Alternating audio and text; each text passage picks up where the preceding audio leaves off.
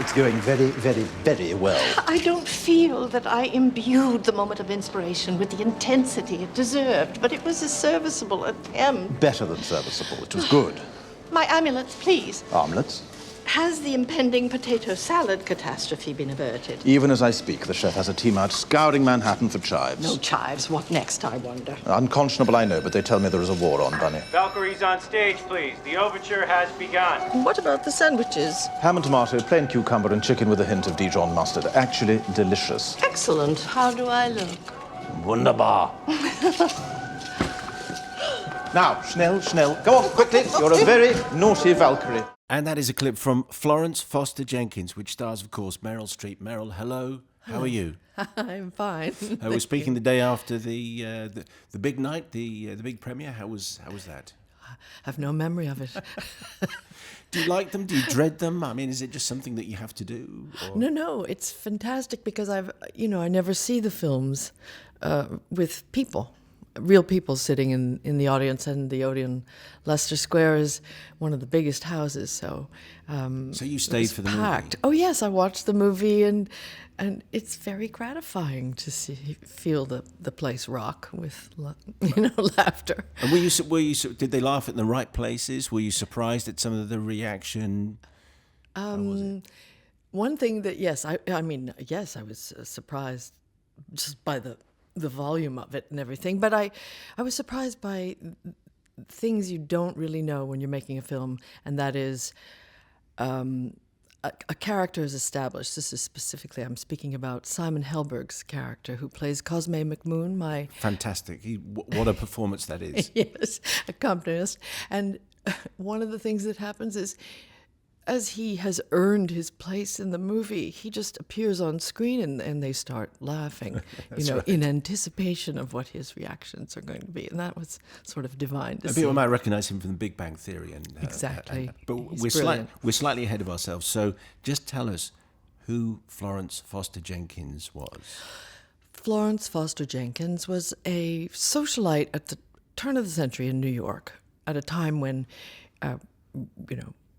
very wealthy women who were very well educated often had no other outlet for their energies but clubs.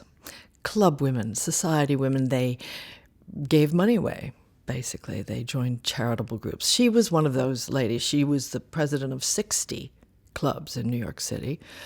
And she doled away lots of money to mostly arts organizations. She underwrote Toscanini's Carnegie Hall.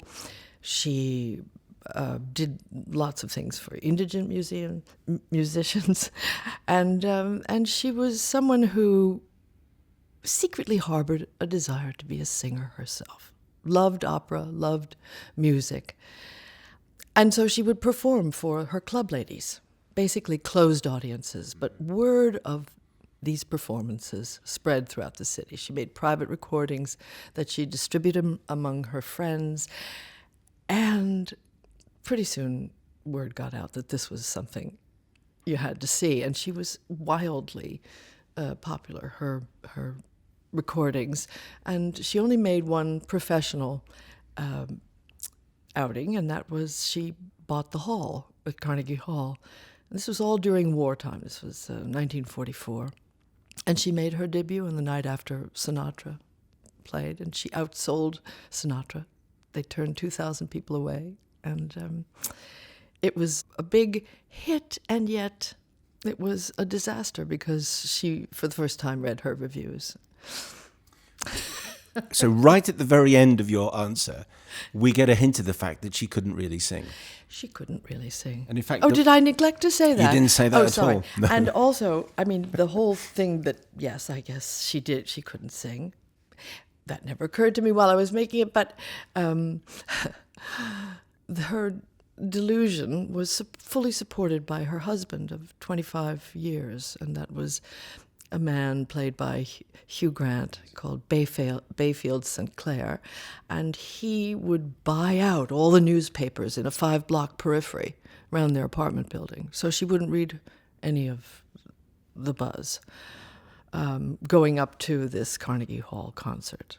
But after Carnegie Hall, he couldn't keep the news from her. It's an astonishing story. I've been aware of Florence Foster Jenkins because the BBC record library is vast and extensive, and I'd listened to the record many years ago. I've heard it, and it's that's recording at Carnegie Hall, and it is astonishing. But it's a comedy record because the singing is so poor.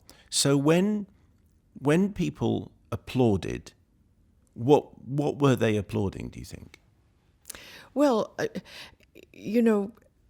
this is a very interesting question, because I don't think we've all heard people sing badly. You go to any karaoke club and you hear people sing badly. You don't want to stay for more than 1 5-second segment.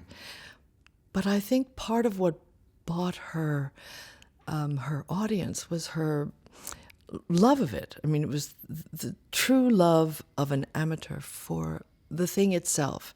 And it wasn't how bad she was, it was how close she came to almost being okay.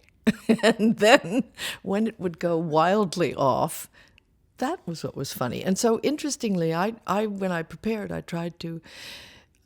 I asked my friend Audra MacDonald for her singing teacher, and she gave me Arthur Levy. He really taught me the arias. And I tried to sing them as well as I could. They're very difficult. Yes. Well, it wasn't as though she picked a few easy songs to sing. No. She went for the most difficult arias it's possible to perform. Absolutely. She did the Lakmé, de Liebe, Où va la jeune Andua, and she did Queen of the Night, Mozart. She did all these really, really tough coloratura things. And she almost made it up the mountain several times. But then her foot would slip, but I think people loved seeing her honest enjoyment of it. She adored being center stage. But how is it possible for someone who, as you say, loved music, was immersed in music, spent a lot of money on music, was responsible for Toscanini's performance, which you mentioned. How is it possible for her to get to that point and then not realize that she's terrible? Well, I think she was musical when she was a piano prodigy. When she was 8 years old, she did play at the White House, and then she had some nerve damage in her left hand. She couldn't be a pianist anymore. She heard music the way it should be done, and she was an appreciator. But once I heard a recording of George Gershwin playing along and singing along with his own work. And if you've ever heard that recording, it's interesting because he's off the pitch. In his head, we imagine that George Gershwin knew what the pitch was. But what maybe people hear in their heads and what actually comes out of their mouths is sometimes different. Because I ended the movie. It's a fascinating story. It's it's beautifully told, but it's a sad movie. And I thought that she maybe despite everything, was actually a sad woman. And I wondered also if, because she was rich and successful, we say eccentric. But I wonder if maybe she had mental health issues. I don't know. How did it feel to you? Well, she did. I mean, she lived for 50 years with syphilis, and all there was the remedy at that time was something called salvarsan, and it was a mixture of mercury and arsenic, and she took it every day. Actually, she bathed in it. So yes, and one of it could be. The real Florence Foster Jenkins, I'm not sure how much of that is germane to our story.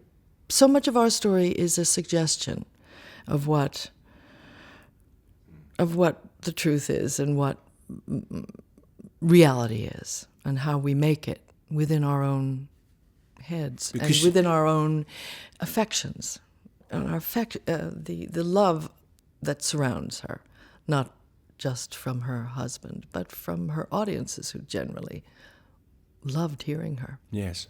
I wondered if she was deluded. Well, love is a delusion, often. but what we see is a beautiful one, and one, upon which the world is predicated in much poetry.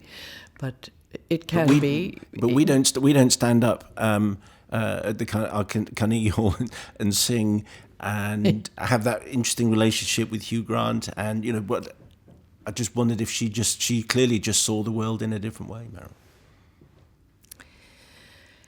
Meryl. Yes, she perhaps saw the world in a different way. I think that's a very good way of putting it. That there are some people who see the glass half full and some who see it the other way. We all sort of have a choice of how to view the world in which we live. I mean, after all, this film takes place. Stephen Frears. Yeah.